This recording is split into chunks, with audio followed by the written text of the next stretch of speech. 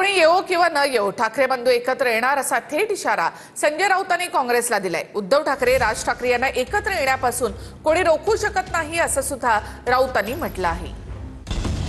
मनसेवरून महाविकास आघाडीमध्ये संघर्ष थांबण्याचं नाव घेत नाही। मनसेवरून हर्षवर्धन सपकाळांची तक्रार केल्यानंतर राऊतांनी काँग्रेसला थेट इशारा दिलाय। कोणी सोबत येवो किंवा नको ठाकरे बंधू एकत्र येणार अशी टोकाची भूमिका राऊतांनी जाहीर केली। आम्ही दोघे एकत्र आलेलोच आहोत ना। उद्धव आणि राज ठाकरे यांना एकत्र येण्यापासून दुसरं कोणी रोखू शकत नाही किंवा इतरांच्या भूमिकांवर उद्धव आणि राज ठाकरे यांचं एकत्र येणं हे ठरणार नाही। राऊतांच्या या वक्तव्याचा अर्थ काय तेही पहा।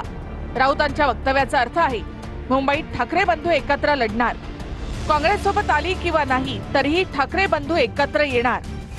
काँग्रेसच्या नाराजीला ठाकरे बंधू जुमानत नसल्याचं स्पष्ट। राऊतांच्या या वक्तव्यामुळे महाविकास आघाडीमध्ये मनसेवरून फुटीची ठिणगी पडल्याचं बोललं जातंय। भारतीय जनता पक्षाचा पराभव करण्यासाठी इतर पक्षांची जर साथ आम्हाला मिळणार असेल तर आम्ही त्यांचं स्वागत करू। महाविकास आघाडी ही कायम आहे। महाविकास आघाडीमध्ये कोणताही तडा गेलेला नाही। मनसेला महाविकास आघाडीमध्ये घेण्यास काँग्रेसचा विरोध असल्याच्या बातम्या होत्या। विशेषतः काँग्रेसचे प्रदेशाध्यक्ष सपकाळ यांचा विरोध असल्याचं म्हटलं जात होतं। यावरून राऊतांनी काँग्रेसच्या पक्षश्रेष्ठींकडे तक्रार केल्याची बातमी होती। मात्र या सगळ्या गोष्टी सपकाळाने फेटाळल्या होत्या।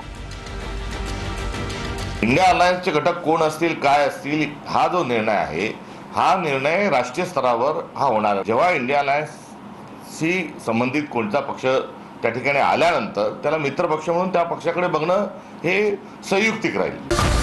कालच्या पत्र प्रपंचानंतर राऊतांनी काँग्रेसला थेट इशारा दिलाय। त्यामुळे महाविकास आघाडीमध्ये मनसेवरून सर्व काही आलबेल नाही हे स्पष्ट होतंय।